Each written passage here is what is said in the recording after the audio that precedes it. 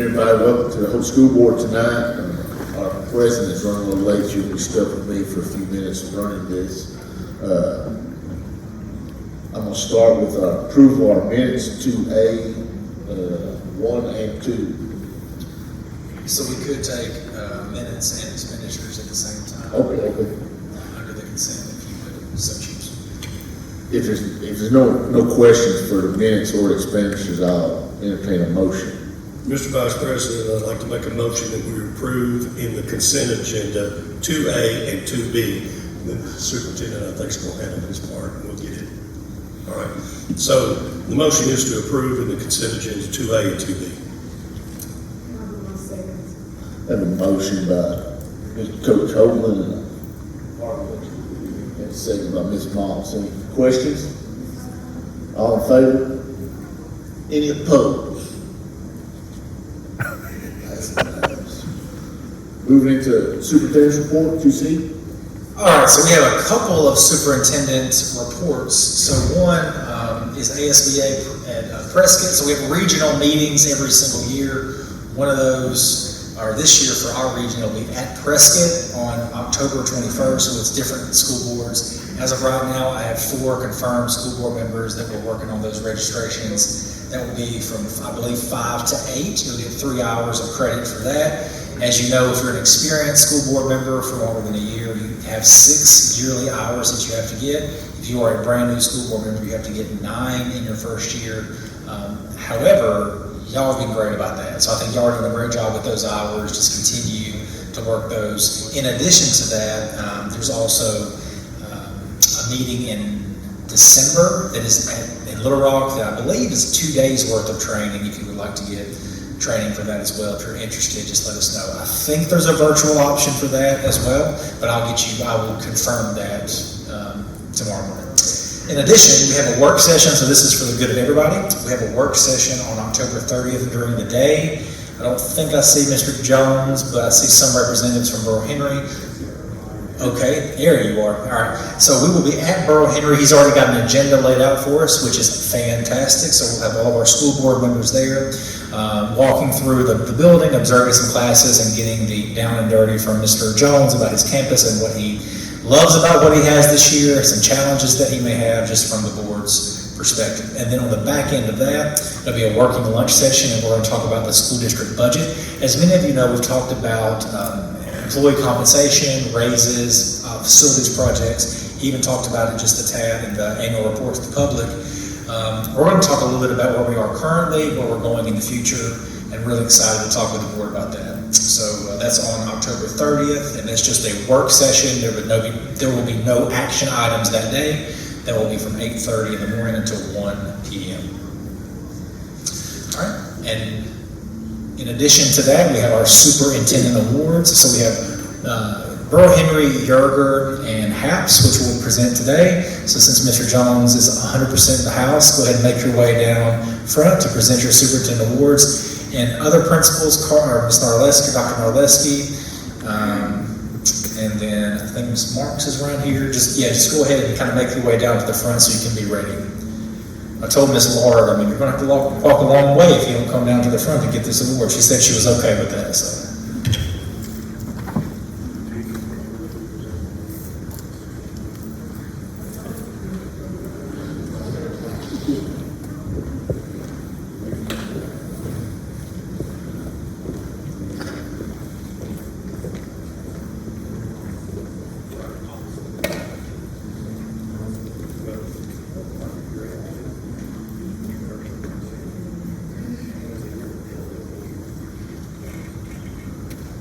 Good question.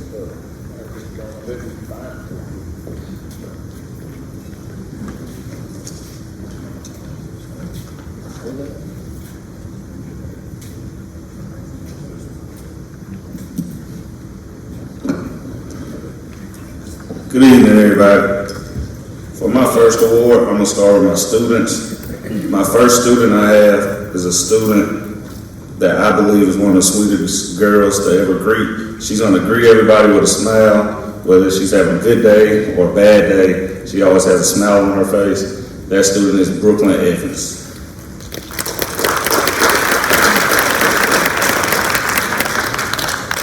My next student, she's a great leader at the school. Many of her classmates look up to her in a positive way. That student is Shakira Scott.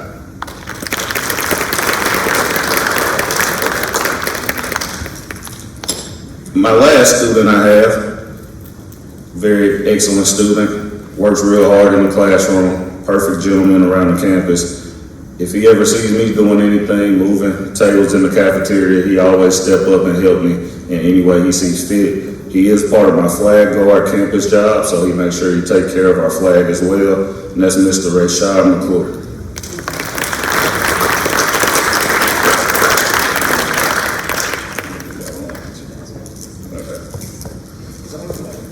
Next, I move into my staff.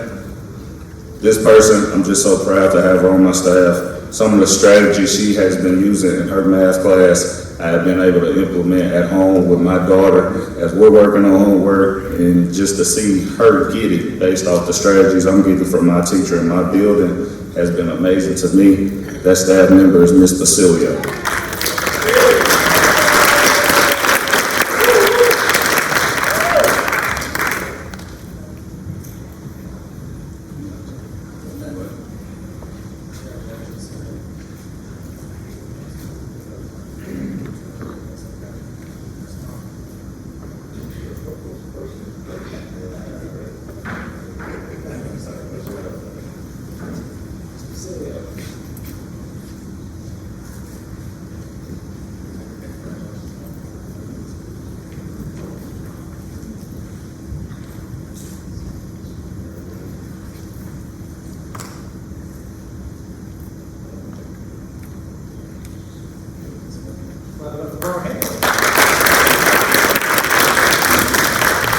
Next teacher I have, this teacher, she really helps me look at things from a different perspective. She has helped me grow more than she can ever know, so I just want to let her know I do appreciate her. That is Miss Benny Lahr.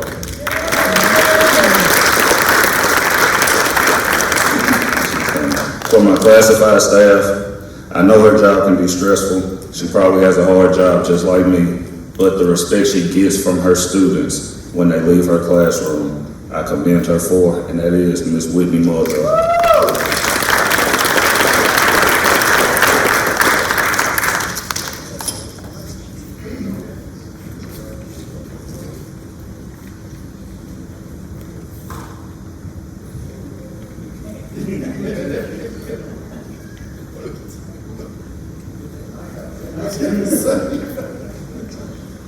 David Lard.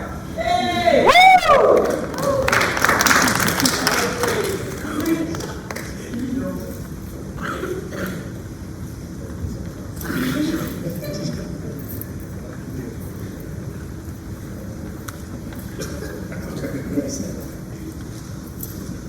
Next, moving into my parents.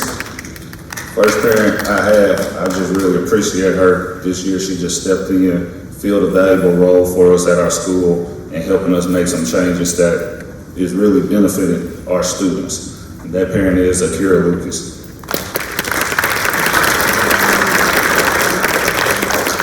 Another parent I have, if y'all could just hear the conversations he have with our students, not just BHE, but HAPS as well, how he's just motivating them and the values he's instilling in them. It's amazing. I see the work he's doing, and that is Mr. Rodney Phillips.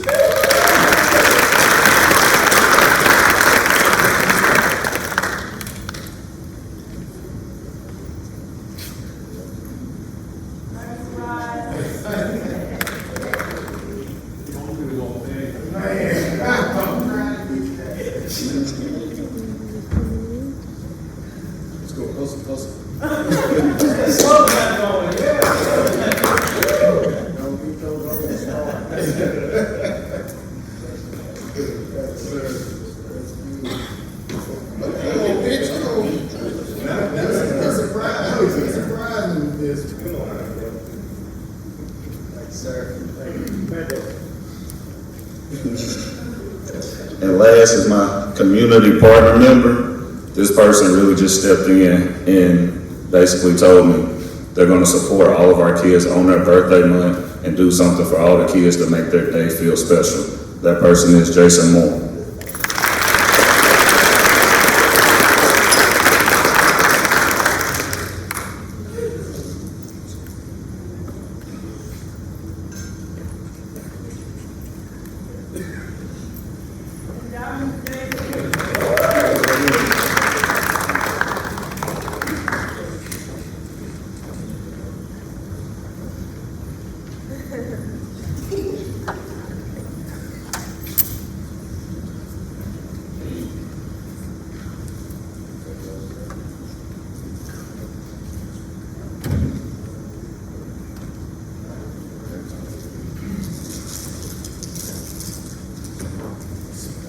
All right, one more clap up for Burl Henry Elementary School. All right, next we have the illustrious, the wonderful, the well-dressed Miss Marilyn Marks. I mean, you are, you just are, it's a fact. Presenting for the Hope Academy of Public Service. Clap it up for Miss Marks. Good afternoon. I'm going to start out with my community partner of the month since he is very close by. This is a two-peat for him, Mr. Jason Moore. Mr. Moore led a community drive for a community initiative for hygiene products for all students in the HPS district.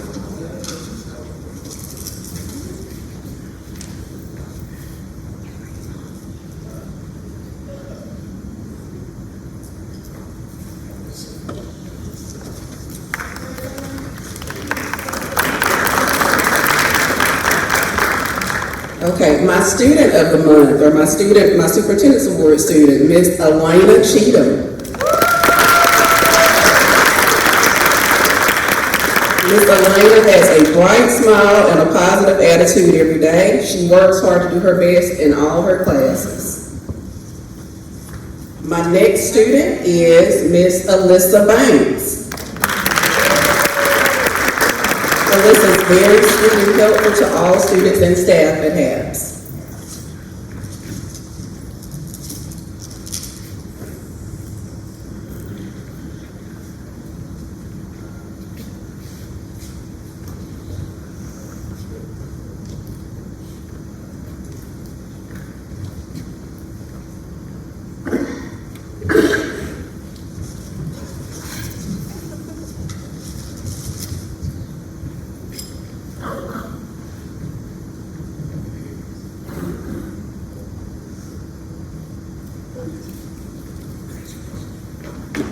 All right, my staff member of the month, Miss Joy Higdon. Ms. Higdon wears so many hats around our school. She is our dean of students, she is our counselor, and no matter what the problem is, she always faces it with a willing and positive attitude. My second staff member of the month is Mr. Cleveland Gordon.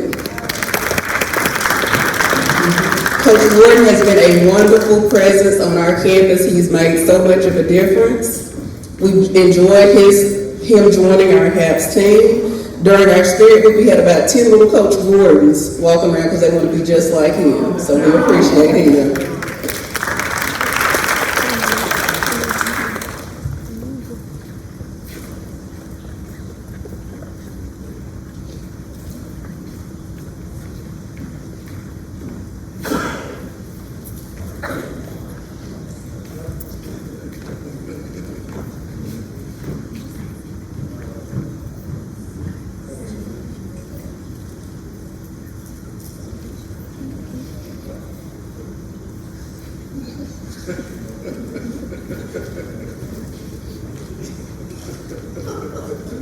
Okay, my parent of the month is Miss Danielle McDonald. She works with our parent engagement group, and she does her best to serve our staff and students.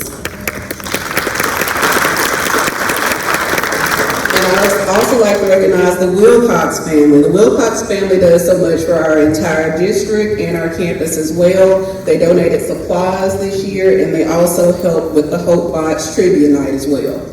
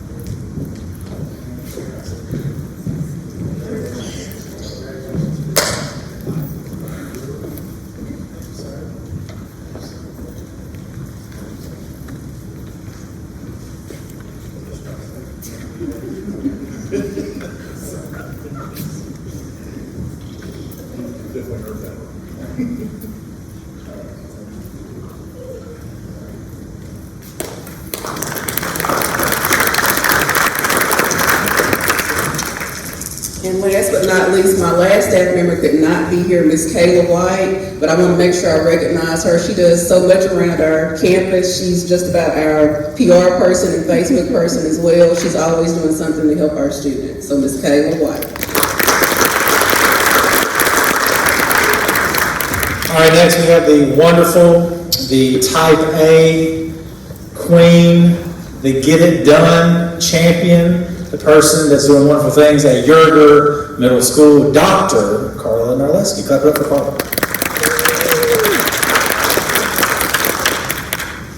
I have three wonderful students I want to recognize tonight. Miss Diana Phillips. Miss Diana is always supportive. She is a student council leader and she tutors and mentors her peers. Mr. Clifford Brown, he works hard and is willing to help others. He shares his thoughts about YMS. He tells us what is great about it and what we can improve upon.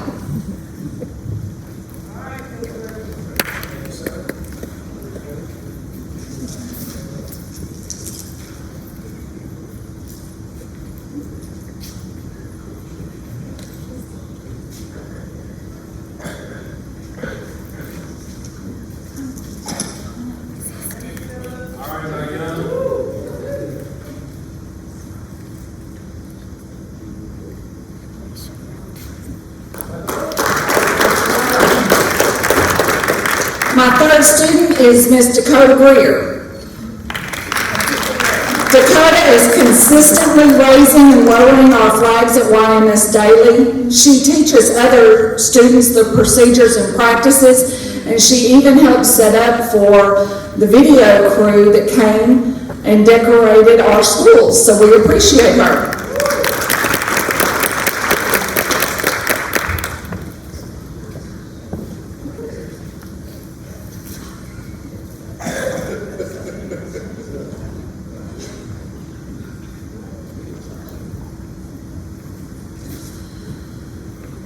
My three staff members I'm going to introduce together. This is my A team.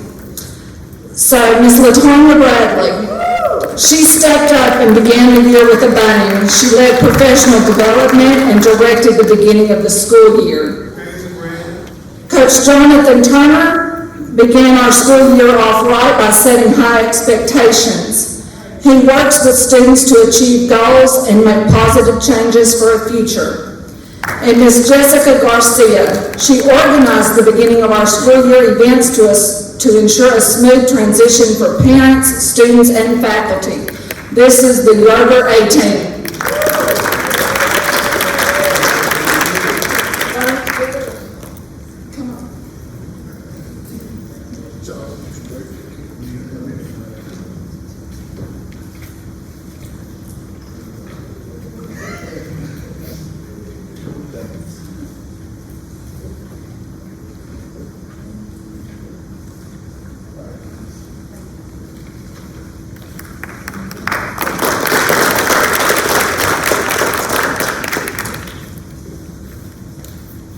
The YMS parent is Miss Shamika Roberts.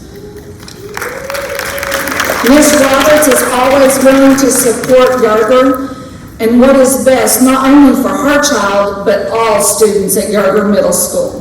Thank you, Miss Roberts, for everything you do.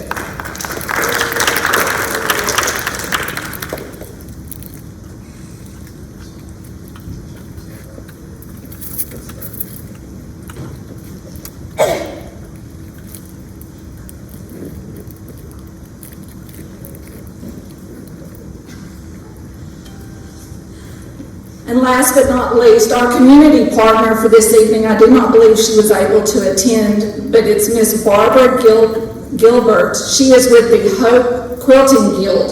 The Hope Quilters Guild has volunteered several hours to our East program and Yerger Middle School.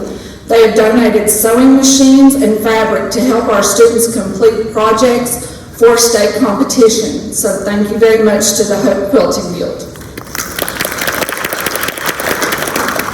All right, so we're breaking these up on different grade levels. So last month was pre-K through Clinton Primary. This is middle school. Next month it will be high school and our alternative school. We cannot do this without you, so whether you're receiving an award or just here to be a part of the evening, thank you so very much.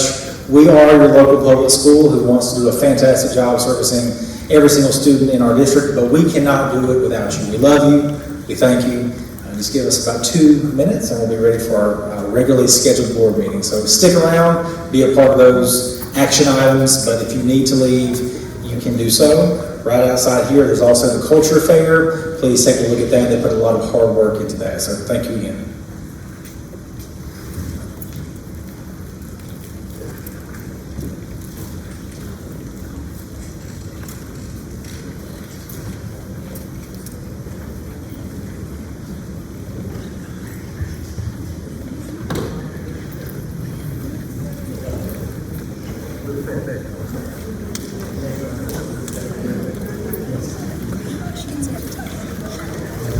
All right, so this is our last update item before we get to KLC. So this is our magnet update. We're doing different academic updates throughout the course of the school year. Good to see you. All right, so this will be our last one before we get to our action items. This is Dr. Carol Ann Duke, who is going to present just some of the general items for magnet. So Dr. Crossy just wanted me to share with you all some of the updates that we've done this school year. We had such a great success with after-school clubs last year that we've been able to expand that program. Clinton Primary has 5 after-school clubs. Pearl Henry has 9. HAPS has 8. Yerger has 3, but that competes with the 21st Century program that Dr. Clark has on her campus. So that's one reason that there's not more over there. And the high school has 11 after-school clubs this year. So we're thrilled with that. And on an average, we see about 350 kids every week in those after-school club meetings. They meet Monday, Tuesday, and Thursday. Different clubs, different days. So some child may stay at school at Pearl Henry Monday, Tuesday, and Thursday to be in a club meeting. But we've got all kinds of things: learning how to fly a drone, learning how to make quilts. I don't know if anybody on my team's in here that can help me out. There's an East Club after school at Clinton Primary because we couldn't serve all the students at Clinton Primary in the classroom during the day. And so we've just got a variety of things going on. In addition to that, Dr. Crossley and I and Rachel Scott, who wrote our grant, challenged the principals last year to consider Discovery Learning Fridays.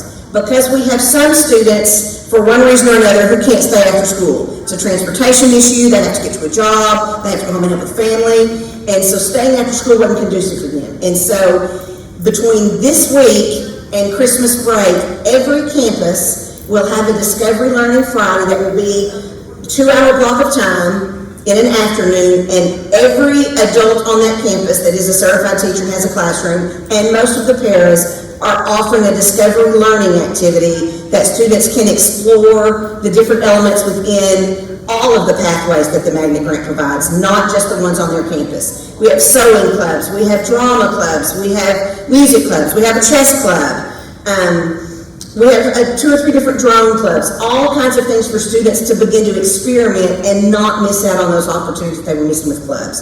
So we're really, really excited about that. The Magnet coordinators and I have been really busy trying to get everything ordered and in for those things because it takes a lot of stuff to engage every child in this district in a Discovery Friday. I wanted to give you an update on the numbers that you saw in your slideshow as well. Magnet seats at HAPS and Pearl Henry 4th graders were filled first. 98% of those students got their first choice. We had 4 choice students that wanted to join the programs at Yerger that came to us from out of the district, and so those seats were filled as well. And we just continue to experience growth with community projects and what's going on academically and structurally in the classrooms with Magnet. And I appreciate all the support that you give us for that. Anybody have a question of me?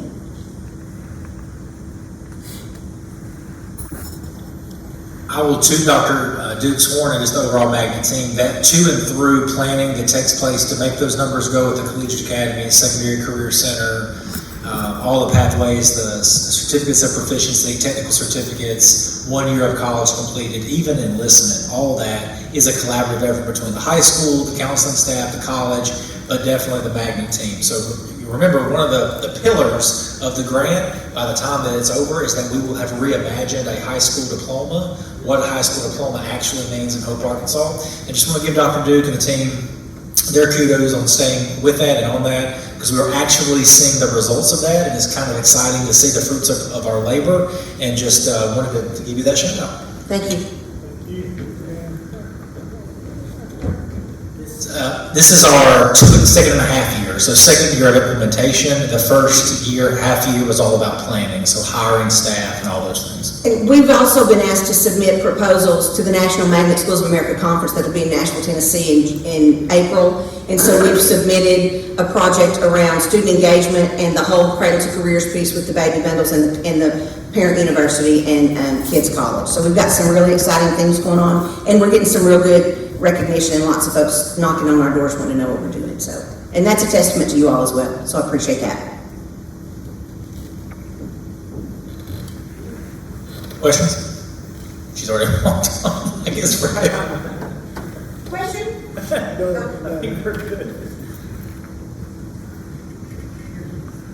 Ladies and gentlemen, excuse me for my tardiness.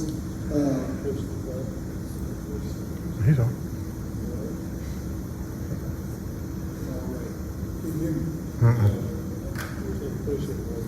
There you go. You're good. Okay. Okay. Now, ladies and gentlemen, next thing on the agenda is a KLC presentation. So KLC will be presenting a simple modification that we could make just because of the physical setup here, if possible. There will be an overall presentation up on this large screen, and I get that. If you wouldn't mind, either reposition yourself just out here with your chair, or maybe on the first or second row out here, just because this will be, I think, a worthwhile presentation. This is our overall cameras and security systems upgrade that we've all talked about. So we'll give us a second. Bill King will be presenting with his team.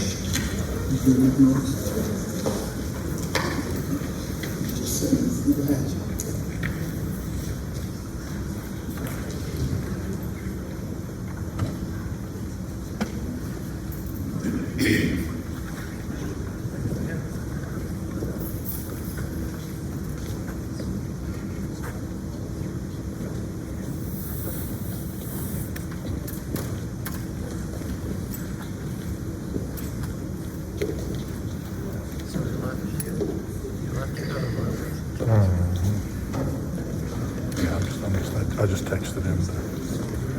I didn't know he was coming this way. That's why they just grabbed him.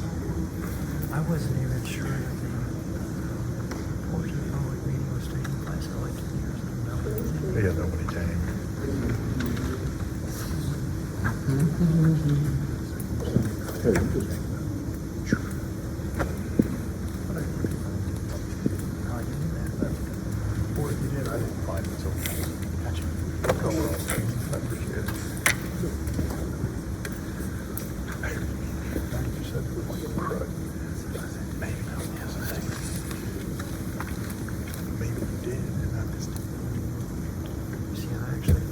Good evening to everyone.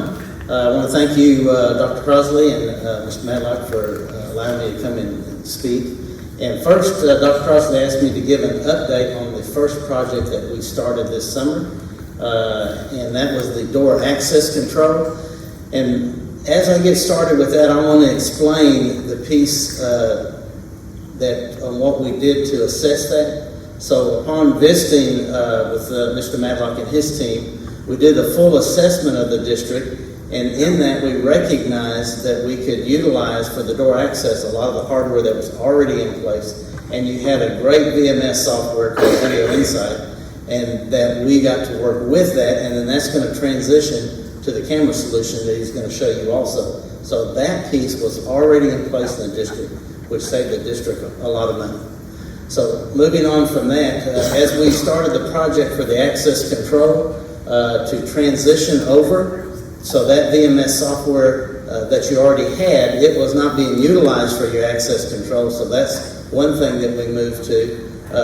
When you started that, they didn't have a platform for access control, talking about the VMS, the Video Insight. Now they do, so it was an easy transition, no cost to the district to transition to that.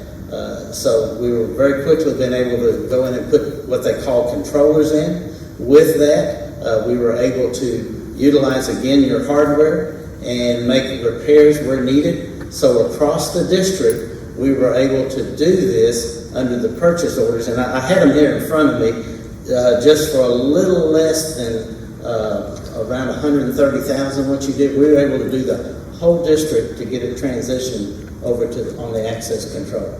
Great money savings for the district on that. So as we transition now, they ask us to look at the camera solution, which what you had in place, Dr. Crossley had mentioned 15 years of age. Some of it was even older than that, back into the analog days. And so you got your money's worth out of it, is what I'm letting you know.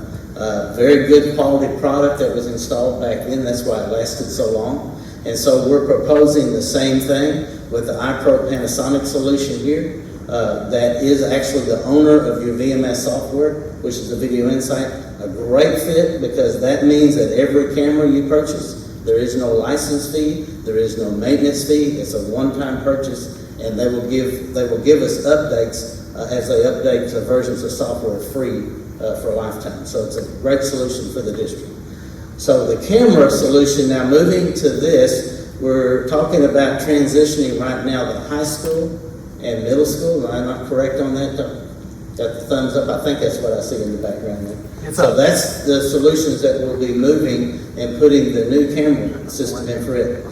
Now, from here, just like Dr. Crossley said, if it comes anything technical, he's going to turn that over to his technical team. Well, at this time, you don't want me explaining what the cameras can do, because that's not my wheelhouse. But it is my son. He's in the background. He is going to take over from here, because the camera solutions that are here now, it's really going to wow you on what it's going to be able to do and how it's going to help your district in solving a lot of issues that may occur. So Clint, if you would, from here, if you would please take over. Good evening. Okay. So I'll be very brief with this. This is going to be basically the same system that you have, but this is going to be what the new cameras are capable of doing. And their new forensic searching capabilities. So we can actually go in here, very easy, right on the same screen that we had before, and we can select a date, range that we want to look for, and then we can just come down here and select people. So at this point, we're going to do what's called people search. What I'm going to show you this evening is going to be the people and the vehicle search. And it's important to note that every one of these cameras that you'll purchase, this analytic, which is what this particular function is, it exists on the camera itself. So as you purchase this, you now own it. This is not something that the district is going to need to pay a per license, per camera, per year type of fee, which is what almost everything else in the industry is. So this can be a really wonderful value for your district as well. So we'll go in and select, say we're looking for a male. Let's say we're looking for a black shirt. We're looking for blue pants, and let's say we're looking for a beard. And I will hit search. And so from October 9th to 11th, it's going to search this area. It's going to look for anybody that meets that criteria. I am remoted into a server in Houston for our demo purposes, and it looks like I found someone that fits that criteria. So I'll click that image, and as I do, it's going to pull up that video in that time, and it's going to allow us to view that image.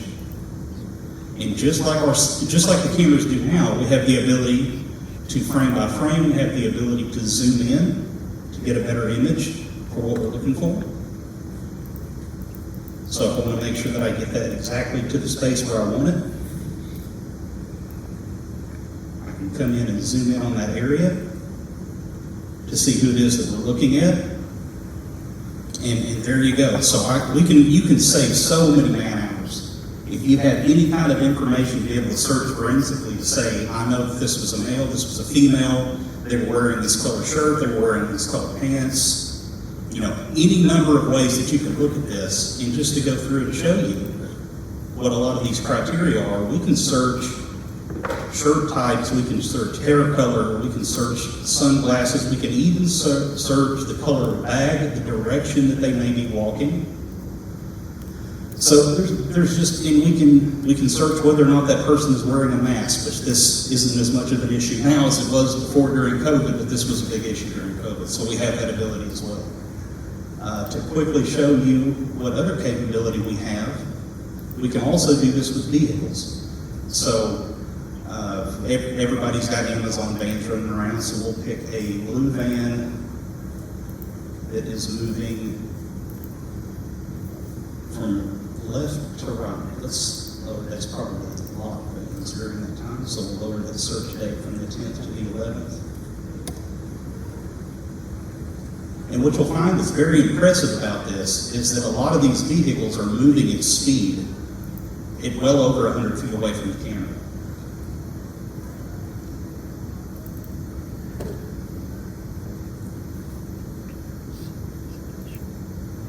And so just like we did with the people, we'll be able to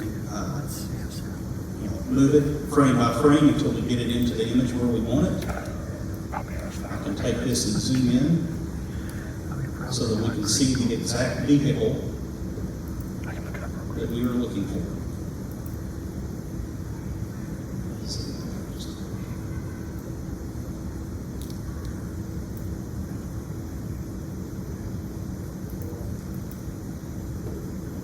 So, one of the ways that we utilize this is if we have areas of schools where there's a one-way.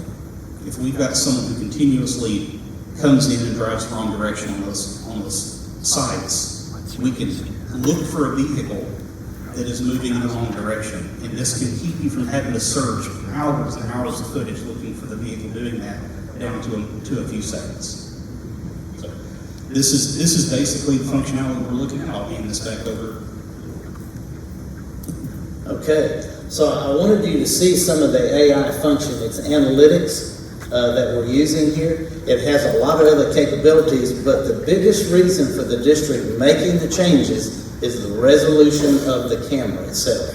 So if you noticed, even at that van, the distance it was going down the road at the speed that it was, we'll be able to stop and read it from that distance. The resolution will be anywhere from the interior cameras being 5 megapixel resolution, which the resolution of your old analog wasn't even rated at a 1.3 because it wasn't digital.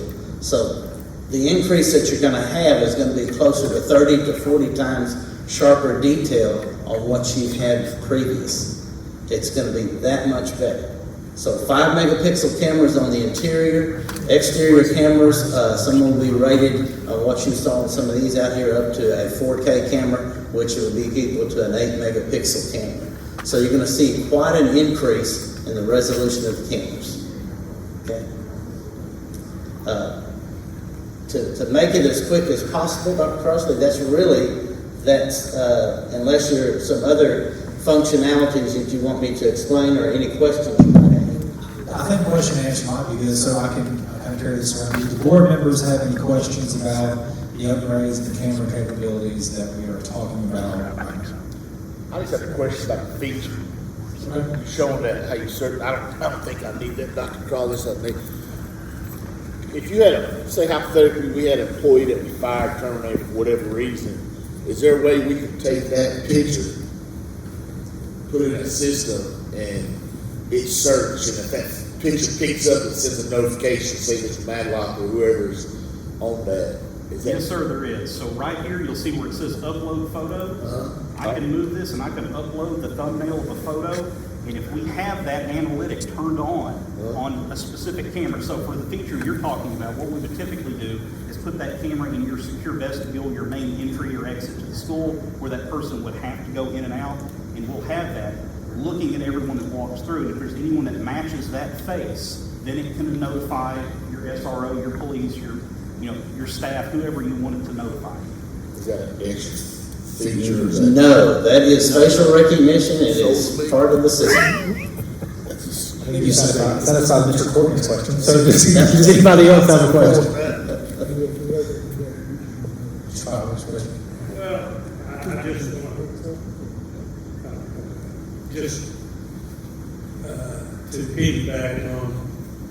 important. So any student, employee, anyone that has a picture that we can upload, which would essentially be, Dr. Crossley, every student. Every student and every employee.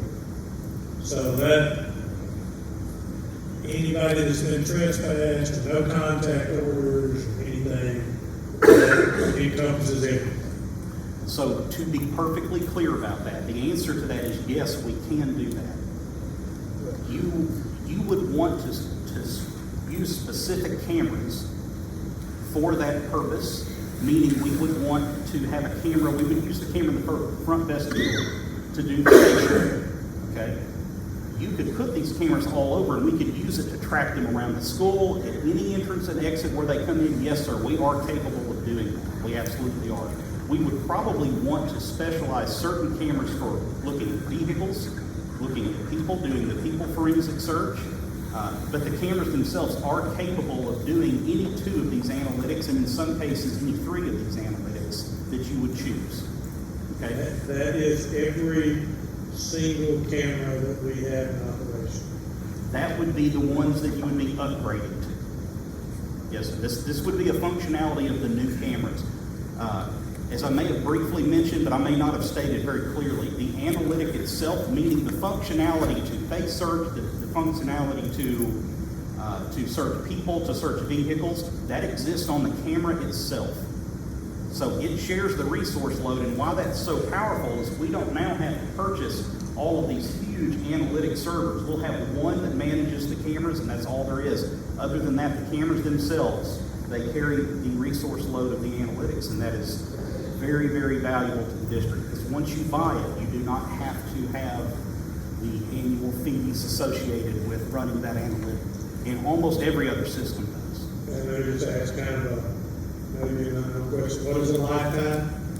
They have the longest mean time to failure of any camera anywhere. Panasonic has a 14-year mean time to failure. They have a 7-year manufacturer warranty, which is the industry best. There's nothing else out there with a better warranty. Yeah, each camera that we're talking about here that's on the quotes that we've given the district, they're all 7-year warranties from iPro Panasonic. I wanted to kind of go back to the question that you last had on the facial.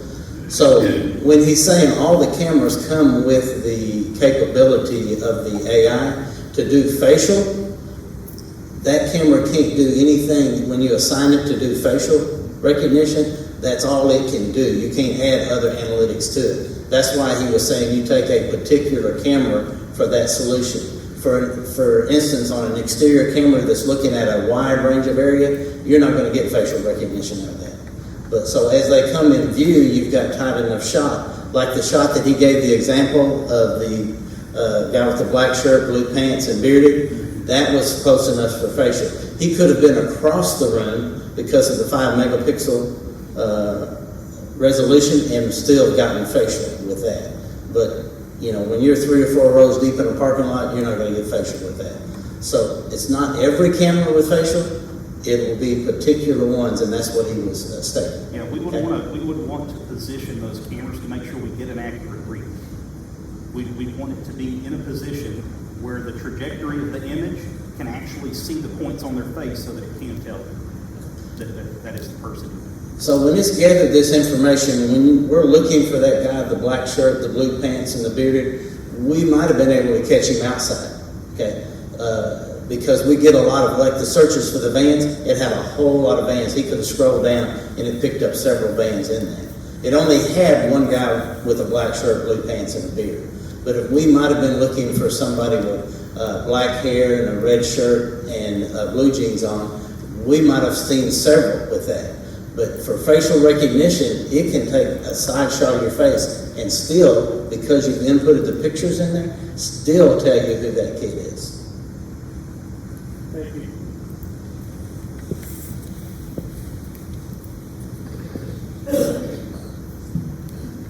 Any other questions? Dr. Crosby, this is probably a question for the sheriff, because I was looking will these be replacing every camera on each campus, or will we still be utilizing some other cameras on top of these? This will be replacing right now. This will be replacing every camera on Hope High School and Miracles campus. That's our current need. So just so everyone knows, this replaces every exterior camera and every interior camera. We have classroom cameras that are in existence now that are IP cameras that we'll bring onto the system. They do not do this type of facial recognition. We don't need them to. They're just there to run in the classroom. But this will replace those. Then in the spring, we're looking at making the next move to finish Clinton and to finish Broken Arrow. So that's the plan right now. That answer it? If we pass it, how long will it take for installation? Completion of installation? Good question, because Dr. Carson wanted me to explain that. Our commitment for these two campuses is to get you finished by the end of this year. So that's our plan. Calendar year. This calendar year, not your school year, that's right. Our year starts January 1, so it'll be the end of this year. So by the time you come back from Christmas break, that should all be. We pass this time, we can get this on the road and get it done by January 1. That's the goal, and then finish out a few small things we have left with our doors. But our cameras existing right now are doing their job. They're back online. We're finishing half is the last one I'm finishing. So that. I might add also under the other program with the access control, you upgraded all of your servers, and when you did that, that made you ready for all these camera additions. So no additional servers were needed because that was taken care of this summer. I wanted to add that. All right, anything else, Mr. King? I believe that's all. Okay, we have a potential action item on our agenda, so if you'll give us about 3 minutes to transition, 4 minutes to transition, we'll get back in position. Thank you, Mr. King.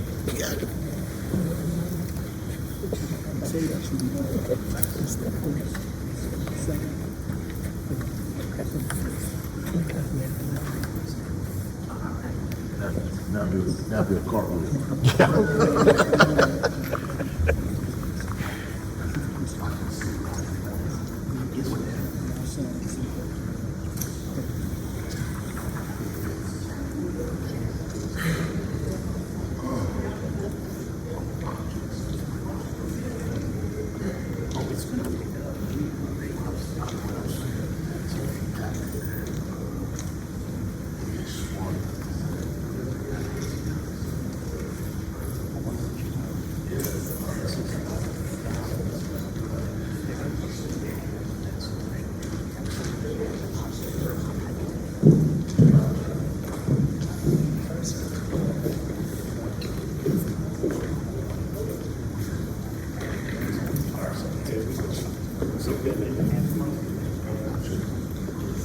We do have some drinks behind the curtain here if you would like to have a beverage.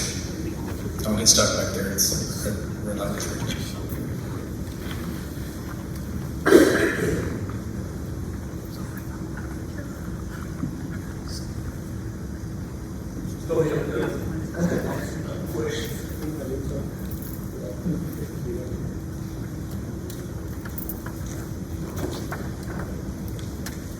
So the first we had a request for camera upgrades, folks, for middle school and high school, for KFC upgrades. All right, so I tried to put some notes there, pretty simple. So all this is paid for with our COPS grant money that we received last year. So this is the $500,000 that we received. We had camera upgrades, access control upgrades, some shadow-resistant film, locks, extra physical locking systems, a few other things in there. We're moving down the line in a lot of these projects, and so now we're getting to some of the more bigger ticket items to finish out the grant. So we have one, which is here. Now you have seven different quotes inside of your packet, and I can appreciate this. So KLC is a tips now vendor, so we're good to go from a purchasing audit perspective. The quote that we're actually looking at going with is quote number 6. And so there are technical reasons because of that. Essentially, we have our long-term planning with Royal Henry and Clinton Primary. We have some cameras that we can repurpose for those that are relatively new already. This will be larger upgrades with the cameras that you just saw, kind of as an example. For the larger, higher end cameras that have some of those capabilities will be outside and in some of those common traffic areas. You know, Jeff did a great job of explaining that. Those regular, less high-end cameras will still be in the classroom for serving the purposes that they serve. With the upgrades that we just had with the server and other things, we're actually in a really good position to be able to put all these cameras online in a quick fashion. So the reason that it's before you today is so that we can start planning and moving forward with their process to have Yerger and the high school completed by January 1. So the recommendation is quote number 6. And I believe Jeff can be available if needed. I don't know if Mr. King is still available, if needed, for anything. What's the total on 6? 6, I believe, is 233, but I'll have to look at it. Is that It's estimate number 24,637? Yeah. Is that for quote number 24? Did you just say that, Coach O? 24637? Down under the inventory part, the very first thing will say option. Yeah. At the very top of that first page, it should say option. Option 6, which is, let's see, 233,969. Okay, so that is estimate number 24637. Top right hand. Correct. Mr. President, I'd like to make a motion that we accept the bid 24637 for $233,969.75 for the cameras at the high school and Yerger Middle School. Second. It's been moved by Mr. Holman, second by Mr. Courtney, that we accept the bid on option 6 for cameras at the high school in Yerger. Those we have questions? Yes. This is our federal COPS grant, so we received a safety grant last year for $500,000. And so in total, we have $686,000 to spend. We've spent approximately $200,000 of that already in different purchases. And so now it's some larger ticket items, which obviously Yerger and the high school would be. Further questions? No?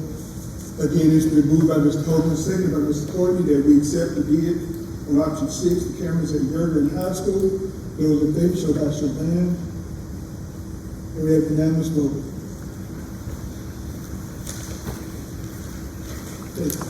Yes, sir.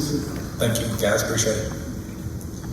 Next one is 2024 ESSA assurances. This is just an assurances form that could have easily put in the consent. We just need a signature from the board president to send into the federal government. So just an approval for the ESSA assurances, and we'll submit that to the feds by the end of the month. It's just a motion for that. And action, I'll entertain a motion on that one.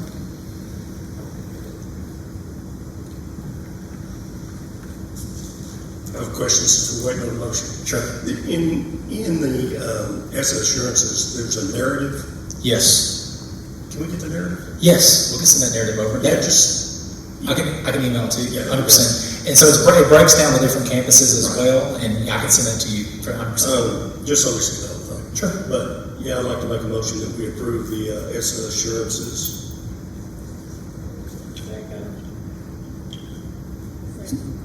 It's been moved by Mr. Holman, second by Ms. Dixon, that we accept the ESSA assurance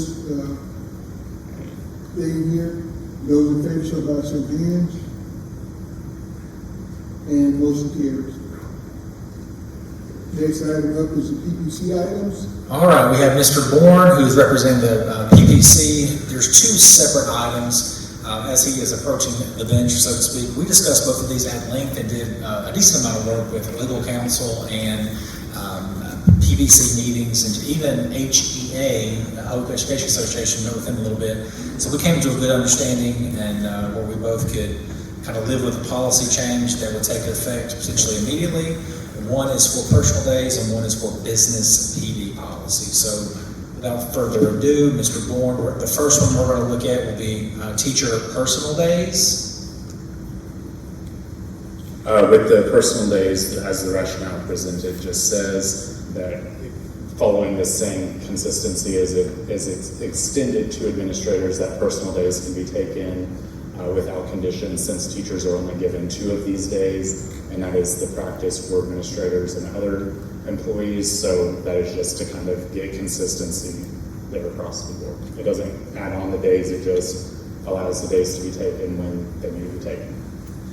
And this is where we came to an understanding, and it's a very, if you're in the school, have been in the school business, I know many of you have, it's a very interesting dynamic because you have folks who have extenuating circumstances or things they need to attend to, and it may fall on certain times, and it's a sick day, has to be a sick day versus a personal day, and then you're putting employees in a very precarious situation to where they're potentially being dishonest, not wanting to be dishonest, but just saying that they're off, and nobody wants to get into that ball game back and forth.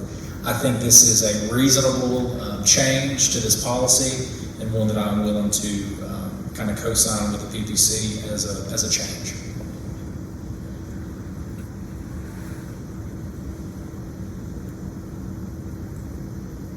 We have a question? If not, I'm going to do a motion.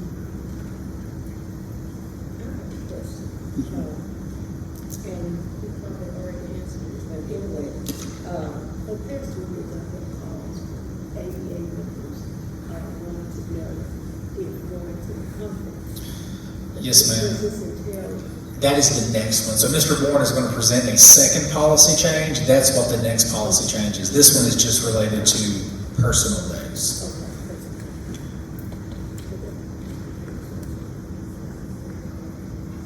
So, no further questions. I'll entertain a motion on the first part of PPC.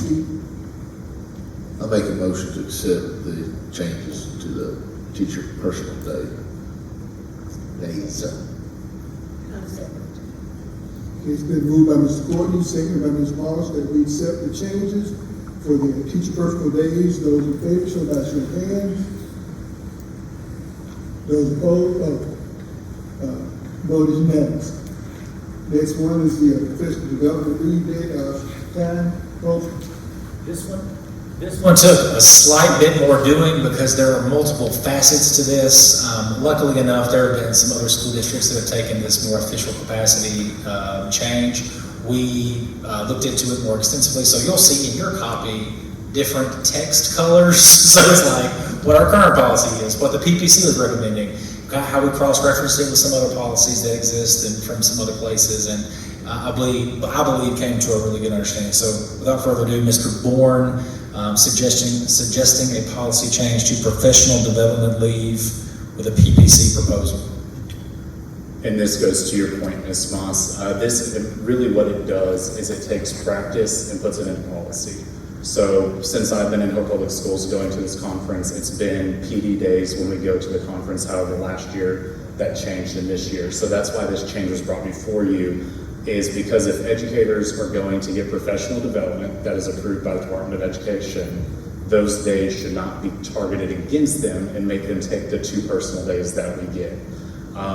State law actually requires that leave be given to employees who provide 30 days notice for 2 days during the school year for a bona fide professional organization. So it can't be abused. It's not a going out of the way, and I know Dr. Crossley hesitation, there was some abuse in Central Arkansas where people said they would go and then didn't go. However, in Hope, the only thing the district is paying for is the sub. The educator has to pay for gas, they have to pay for the hotel room, and if they're not a member in future years, they'll have to pay for registration. So it's not like someone's going to take that financial chunk, go up there, and then not attend the sessions. Furthermore, all sessions are given certificates at the end, as well as every single session is approved through DESE as an approved PD provider. And this just opens up some different trainings. So just for example, one of those conferences, such as the AEA conference, there are sessions on restorative justice, healing broken communities, what I wish I knew before taking the praxis, a positive approach to classroom management, tech tools to higher teaching, and the list goes on that allows teachers to specifically target where they need their PD, and the district isn't having to pay $10,000, $20,000 to bring someone in to provide a niche area that is already being offered at the state level. So this policy takes it and allows employees to take 2 school business days to attend a professional development conference or professional development days through the professional organizations approved by the Department of Education. And we did some sussing out of that and really had some good discussion about it, just because like the financial burden, who does that lie on? I cross-referenced this with a lot of other school districts as well, looked at their policies. There's a little bit of a differing opinion and approach to this. There are many school districts that have this as a personal day, like if you want to go to AEA, state conference or whatever, those are personal days that you take. That's the approach that we've taken the last couple of years just to be consistent with that practice. None of that was in policy. And so there was some discussion about, well, what does a personal day entail versus a school business day? So if it's a school business day, what is the financial burden on the district? So you'll see outlined in here that it is just the cost of the sub, and that is, for districts that do utilize it this way, that is standard practice with how you utilize it. The reason I support this, I do think that this is a little bit of an olive branch to teachers to say, we get it, we've thought about this, like, you're right, I think this should be a professional business day. But keep in mind, we also offer the state minimum of this required of 36 hours in district. And next year, we're looking at offering at least 8 professional development days because we know that there's been a lot of feedback about curriculum updates and other tier 1 things that we know need to be. So we're trying to be really well-rounded in our PD schedule, utilizing good conversation with PPC. All that large meandering to say, I support the policy change for professional leave. That is a PPC proposal on your agenda. Okay, so my question about this is, the employees would be approved to take up to 2 business days of leave to attend a professional organization, professional development conference each year. What about if they're want to go to multiple professional organizations? Are they limited at 2? Yes. Okay. And I don't think that's as clear in here as it probably ought to be. Okay. But if you've checked with the lawyer, then I'm sure it is, because I'm not one. Neither am I. But when it says approved to take up to 2 business days of leave to attend a professional organization, professional development conference each year, it doesn't limit it to 1 professional development conference each year. Correct. So it could technically be 1 and 1. So let me backtrack for a second. So if it was two professional organizations with 2 separate conferences, but they were both 1-day conferences, correct, that could be allowed as 1 day and 1 day. So I think it needs to be clear that you get 2 business days. I mean, you can get up to 2 business days instead of 2 business days for each organization's professional development conference. It does. So I will look through that again and ensure and if the board, this is just a suggestion, with the board vote, potentially if you make a motion to pass, ensuring that language is abundantly clear, and then I'll cross-reference that with the PPC because we've talked about this. That's clear. That's how you believe it to be too? Yes, that it's 2 days max, because like, you can be an AEA, right, you can be an AEA and another organization went forward. But you're only getting 2, right? And I do want to, I'll add on one more thing, that some LEARNs did target educators in an unfortunate way, but also fortunately, one thing with LEARNs is when you vote, hopefully to implement this tonight, it's actually effective immediately, because the PPC made that vote to have these policies, they can now vote to have them effective that same year without having to send out to the whole staff.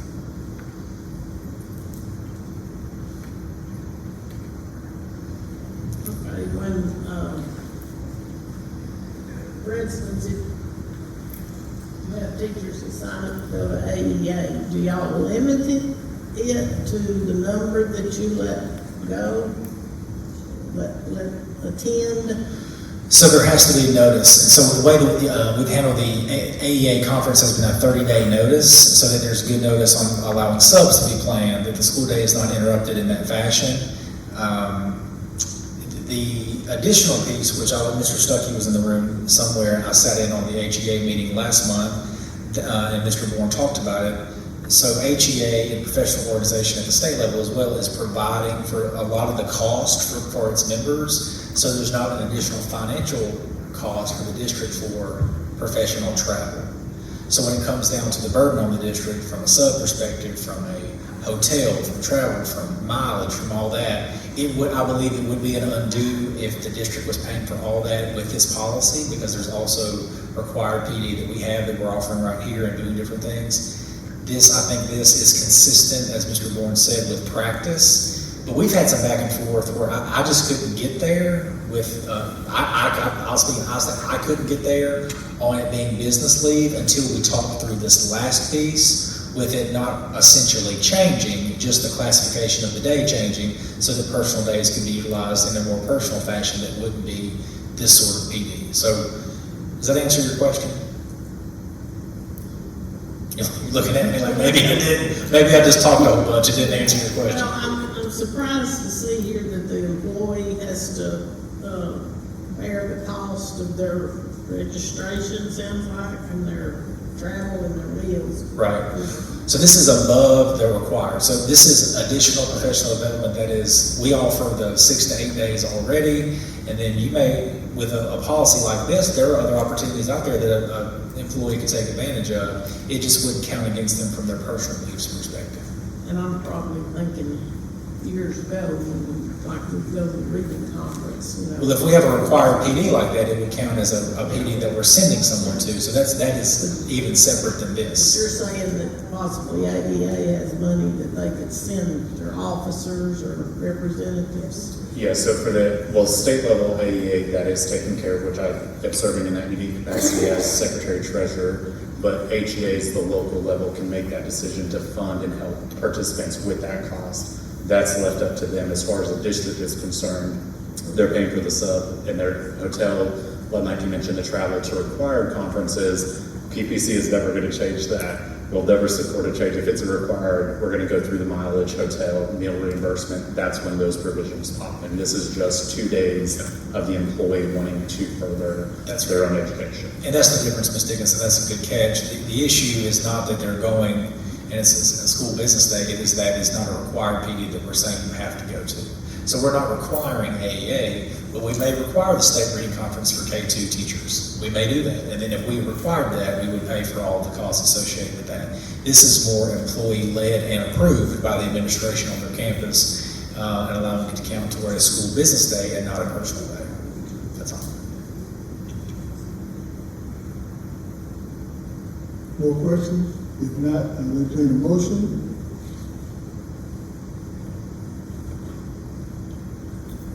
I move that we approve the policy 3.11, professional development leave proposal.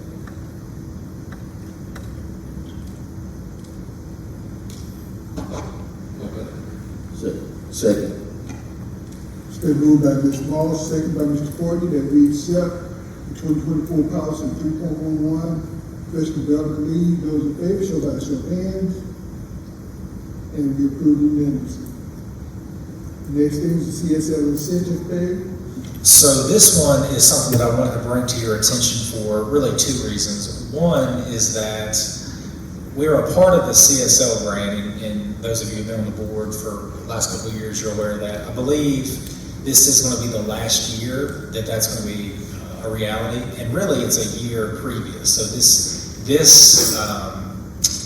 CSL achievement identification form that you're looking at is really about who ended the year last year going into this year and who is a new hire. What we've done with this CSL grant, as a participant, we've received some professional development and some other things, but we also received some incentive money for retention and recruitment. And so I wanted you to just have this top of mind for you today. I worked with Ms. Benita Loggard and Misty on this a couple weeks ago, finalizing the list. So on your list, you'll see all the new hires who will be teacher new hires who will be listed as a 1, and all of the folks who are coming back in good standing listed as a 3, okay? And so this is the way that we've handled it, and I've talked with PPC about this in previous years, and this has kind of been our standard operating procedure with this grant, and it's been approved and all that.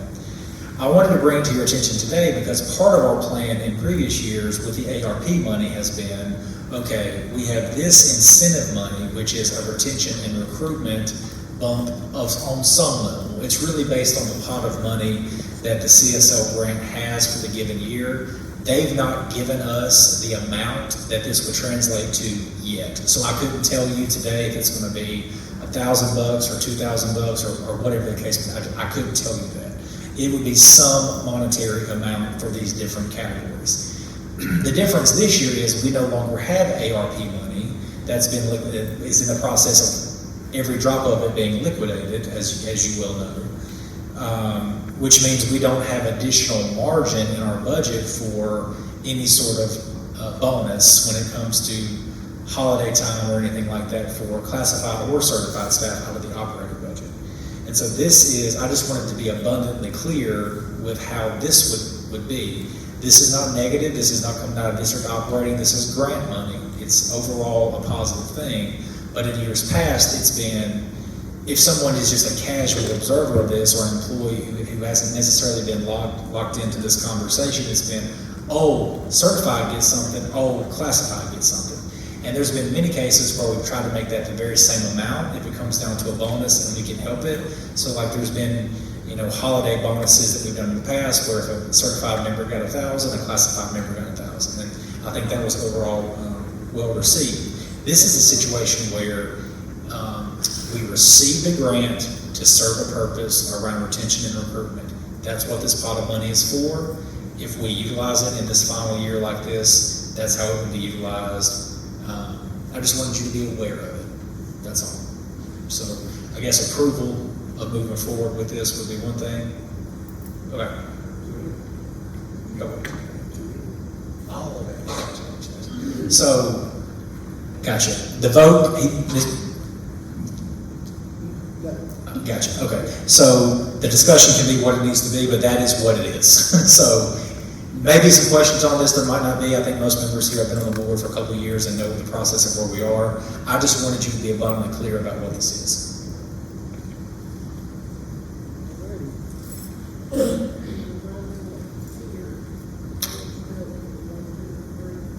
Tier 1, so we opted to do this in a more beneficial way for our staff. So Tier 1 is a new hire. So it has to run by the name of somebody new that we hired. And some of those could be somebody who moved up from a classified position to a certified position, or it could just be a new person. Administrators are not included in this. It's just teacher staff, which includes counselors and deans of students and things like that. A 3 is essentially an effective in good standing teacher who comes back.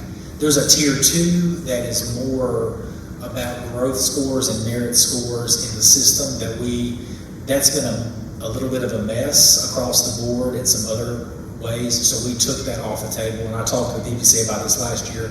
We didn't want to go down the pathway of trying to calculate merit pay with this money. That's not really what this was intended to do. For us, it was intended to be a retention and recruitment incentive. And I can't give you a final amount per teacher, per category, because they haven't released that to us yet. They do that sometime in October, which, we're halfway through now.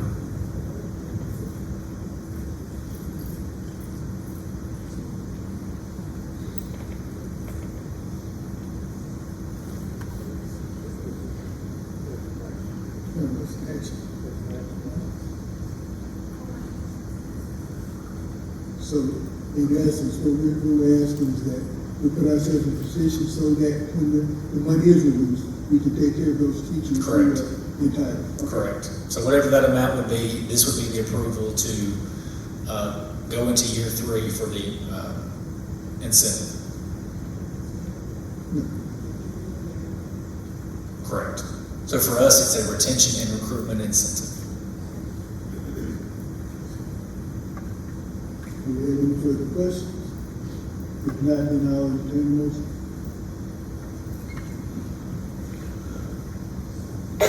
I'll make a motion to accept the CSL incentive pay. Second. It's been moved by Mr. Corbin, seconded by Ms. Dickinson, that we accept the CSL incentive pay. Those in favor, show by show of hands. We have a unanimous vote with one abstain. All right, we have one more action item that's new business before we get to student hearings and personnel. My recommendation would be, if you're okay with it, to do this next action item that is a facilities rental request, then do the personnel because there's only one resignation on the personnel, and then potentially go into student hearings. We have 5 student hearings. They're pretty straightforward, but we do have 5 of them. All right, then we'll do that order.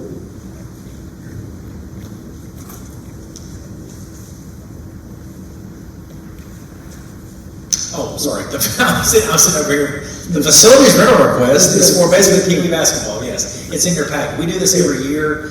This is for Pee Wee basketball to get started. The date is, what is it?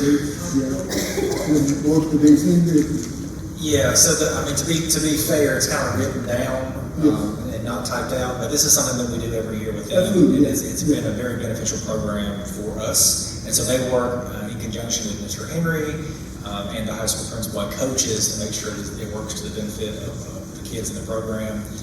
Has not been an issue up to this point, and don't anticipate it being an issue this year. Been approved by all the folks on the list for it to be approved by. I was just trying to ensure that everybody saw it was handwritten.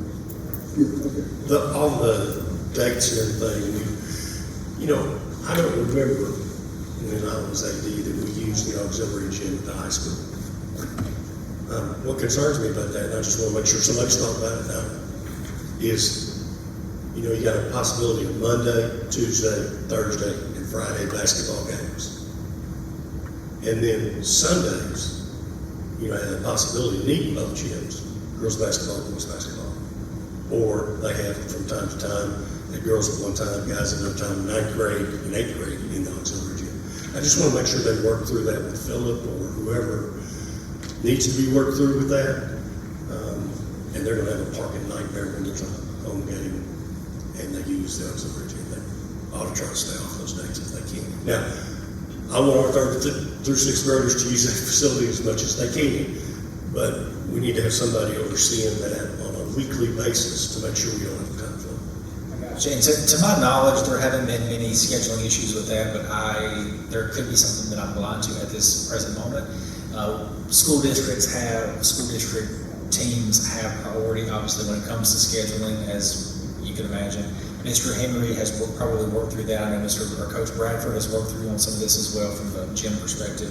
High school principal will make sure that is being attended to. Well, I'd make a motion that we approve the facilities request. Second. Been moved by Mr. Holden, second by Mr. Courtney, that we approve the facilities request. Those in favor, show by show of hands. And we have unanimous vote. Next thing is the personnel piece. So we're getting to that slowdown period where there's just one on this month, and it is a resignation, and you'll see the comments there. I think last week we got a letter just putting it before you. You don't technically have to approve resignations because it is what it is, but if you just want to approve the personnel packet, I'm sure it would make Misty very happy.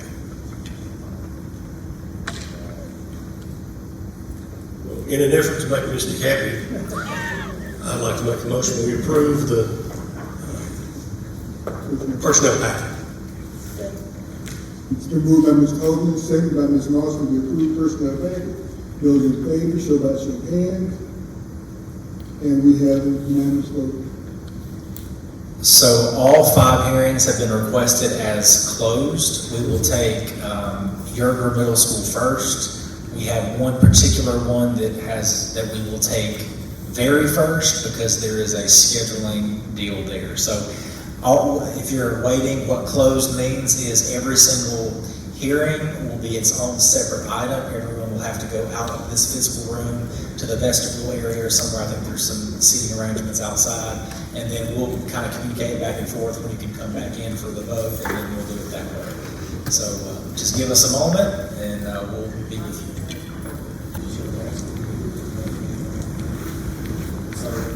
Motion, second. Miles was the second.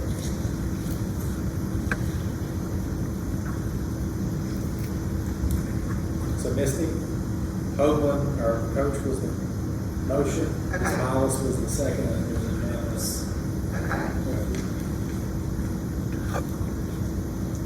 Is that to go back in or to go into? To go back in. Go back in, to go into the closed. I made it to,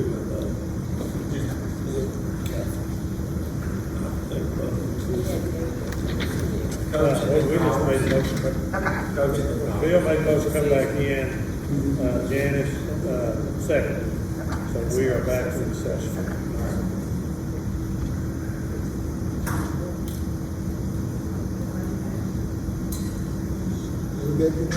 Yes, sir. Since we're back in open session, I will entertain a motion as to student A.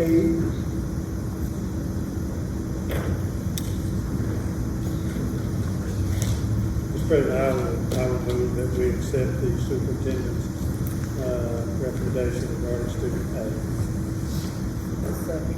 It's been moved by Mr. Powers, second by Ms. Miles, to accept superintendent's recommendation. Those in favor, show by your hand.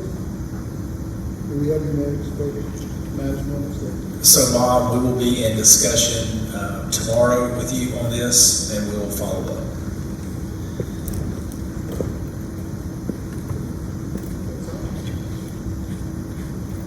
Good luck.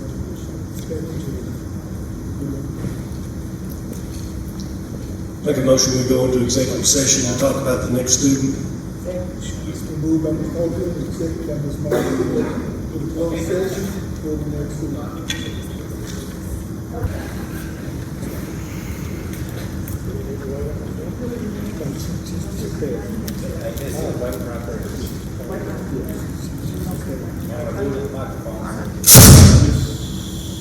Flowers, I make a motion, Courtney seconded to go back into open session. So now, I'll entertain a motion as to the student.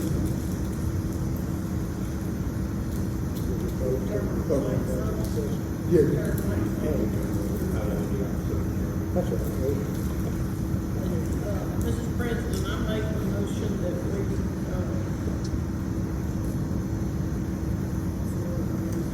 go with the superintendent's recommendation and assign the student to the next year.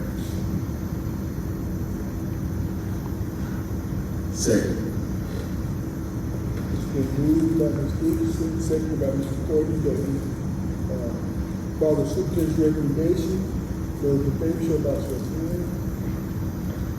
Those opposed? And we have a 4-2 vote for superintendent's recommendation. And we have one who's saying this, knowledge. So, 4 votes to 2 for superintendent's recommendation. All right, we'll follow up with the placement immediately tomorrow. Yes, ma'am.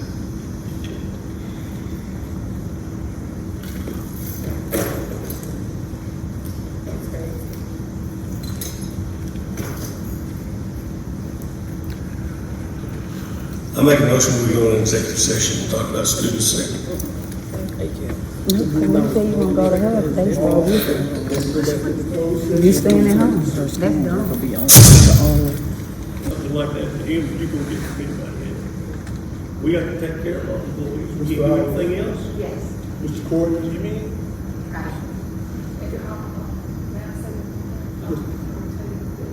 With the two chief educators involved in this, are supportive of That's good. because they found that you have to listen to them. And they found, they understand it. They know that it's a consequence. But they support it. I said, okay. I was a whole bunch of votes. And I think they both said, me, do they not me? I listen a lot of them.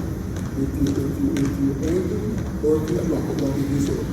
So it doesn't matter. So you're gonna be out of there. Mr. President, I'd like to make a motion that we accept the superintendent's recommendation for CADS. Second. It's been moved by Mr. Holman, second by Mr. Corbin, that we accept the superintendent's recommendation. Those in favor, show by show of hands. And we have unanimous vote. Good luck, man. Dr. Arlesco make the connection.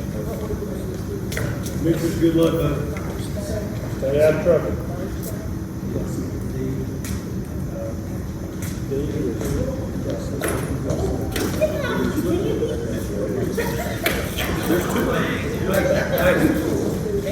I don't have one myself. I'm just trying to hold over you. We keep having these, we're gonna start having these dinner teams. Mr. President, I'd like to make a motion to go into executive session. Have we done that? No. Okay. Okay, it's been moved by Mr. Holman, second by Ms. Dixon, that we go into closed session. We talk about some business. So in favor, show by show of hands. And we unanimous.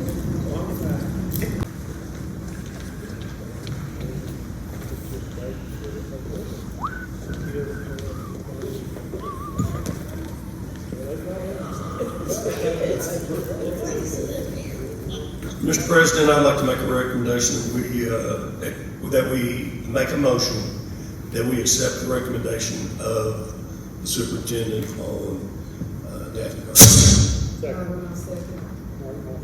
It's been moved by Mr. Holman, second by Mr. Morrow, that we accept the recommendation of superintendent. Those in favor, show by show of hands. We have unanimous vote. Good luck, kid. Okay. You did the right thing. Keep me posted. Bill made a motion to go into session, I second. And I'm fixing to make the motion again and go into executive session. They said, Moved by Mr. Holman, second by Ms. Morrow. Then we go into closed session, those in favor, show by show of hands. And we have unanimous.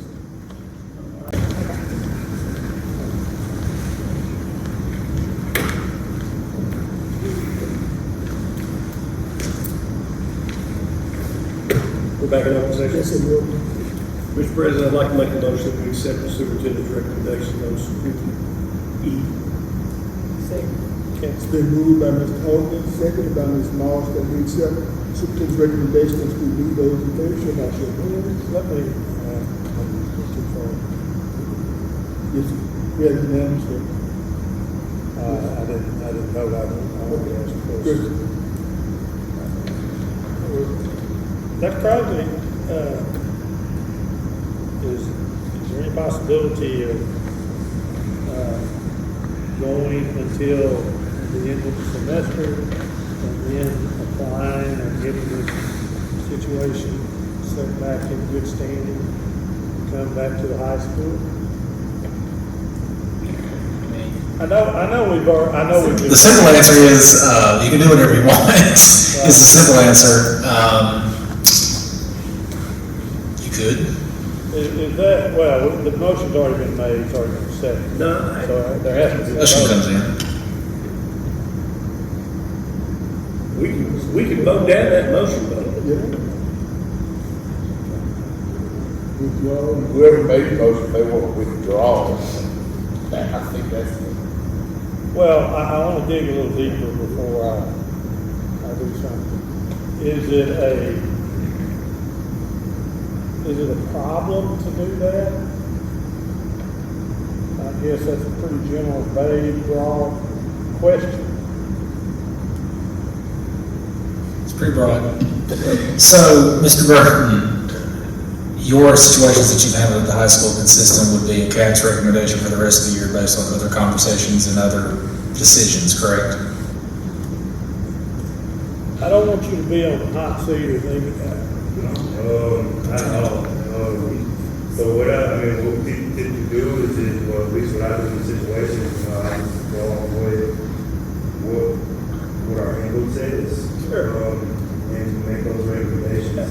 Now, everything isn't cut and dry. You know, there's always different factors, different this, but for the most part, 99% you all can do.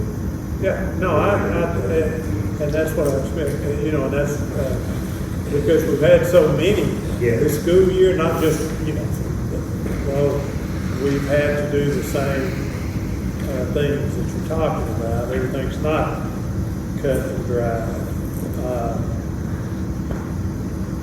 So how do we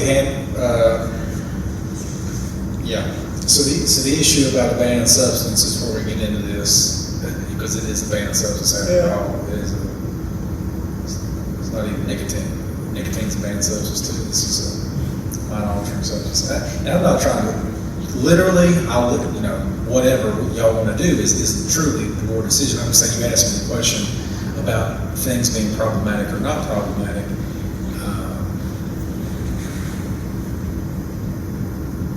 I'll leave that up to y'all to decide. I honestly, I think it'd be fine either Well, way. you made the recommendation, and you know, and I generally, I don't disagree with your recommendation or the motion on the board. I just,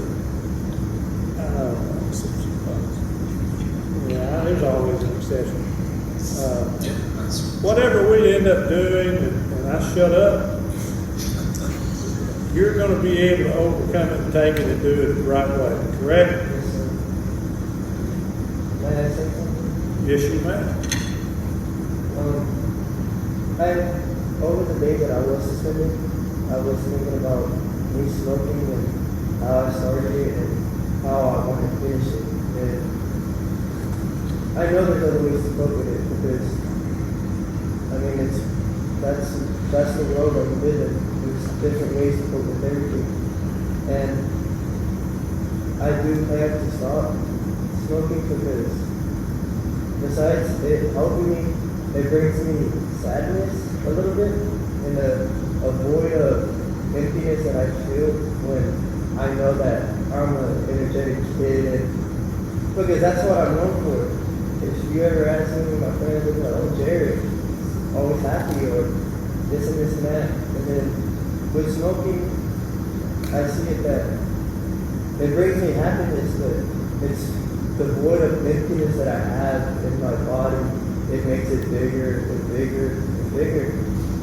And I'm not trying to take that forces or trying to change my minds to let them back into high school. Because what I did was wrong, and I know it was, because that's the consequences I have to face, and which I'm fine with, because that's how I've always been. I do it, and then I deal with it. And that's life. You do something and you deal with it. Maybe you ought to become a lawyer. I think we've probably gone further than we needed to and all that. Well, we didn't talk about something that is not pertinent to the issue of the vape, marijuana vape in the classroom, but this conversation has been so contextualized that I think it needs to be elevated. I mean, did y'all look through the entire packet? Yes. Okay, so because we're not in closed session, and so we're not going back into closed session, so I just want to put this out there. There are other behaviors that are troubling, like disorderly conduct generally, but having words that are said in a flippant manner, those sorts of things, that's not just related to a banned substance. So I just think there's a way around the discussion, say, if we're saying, let's get on the right track, then let's really say, let's get on the right track, because some of it is banned substance, and some of it is not. Well, So I guess that's my clarifying comment that I just wanted to. Well, I think his little statement just a minute ago clarified to me that I'm perfectly fine with the prior motion going forward with that. So now, The motion was to accept the superintendent's recommendation. yeah, motion from Mr. Hogan, second from Ms. Moss. And now we go back to those in favor. Those in favor, show by show of hands.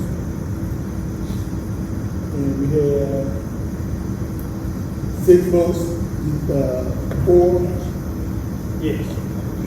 and 1 against. So we have 6-1, motion carries. Thank you and good luck. Yes, sir. Dr. Got a lot of people that will help. One other thing before we get on. Yep. So I know we're on the tail end of this. This is just a general update. So this is something I'm presently dealing with. It's not like a negative thing necessarily. It's just something that I want you to be aware of that may come to your plate eventually. So Connect Care, as it is currently constructed, is not a branch of alternative education or AE or ALE. It is separate from that based on the new regulations. So the new regulations list Connect Care as just an option that the school district has. And how that impacts you practically is in two ways. One is how we handle expulsions, which is totally fine in that way. Just students who are expelled then get on a roster of a current Hope School District teacher. And so where this comes, a conversation piece that I'm having this conversation right now, is the APEX program and the teacher who's assisting and facilitating at CATS has to then communicate not just grades, but maybe progress monitoring with the teacher of record at the high school. There's 800 or more kids going through this program with Dawson across the state. That is a method that is kind of agreed upon and works well. We could continue to do it that way. And that's how we're doing it currently. There's also a discussion I'm going to have about what if we just did it a little differently, where all students who are doing Connect Care did hybrid through CATS. But there may be students who, A, don't want to do that, who aren't being expelled. They're just a homeschool kid or something else that is a Hope School District kid that they don't want to come one day a week to CATS to do education. So then they'll just withdraw or whatever. That's one way. The other way is, what if a student is expelled? Are we then saying, you're expelled, however, you are going to come to school one day a week, which was kind of not in the intention of what expulsion is supposed to be. All that to be said, I'm just letting you know that may bubble up to you next month, because we had a conversation about grading period right now and decided that we're going to carry on like we've been carrying on, where the teacher of record has a discussion with the APEX facilitator with CATS and just kind of make sure we're on the same page there. With the new change, I don't know that we were as intentional or as we could have been, but I think that's more of a function of the new regulations and how that sometimes it takes a moment to get in pocket with how we communicate those things, like classes and work during the course of the semester or whatever. So we're working it just fine, but I'm going to have some more conversation with teachers and principals, and something may come to you a little later. Connect Care is something that you're very familiar with, that we utilize as an option, so I thought I should just bring it to your attention today to say it's kind of changed a little bit about how it flows inside of the school district. We obviously utilize Connect Care and probably want to continue to do so.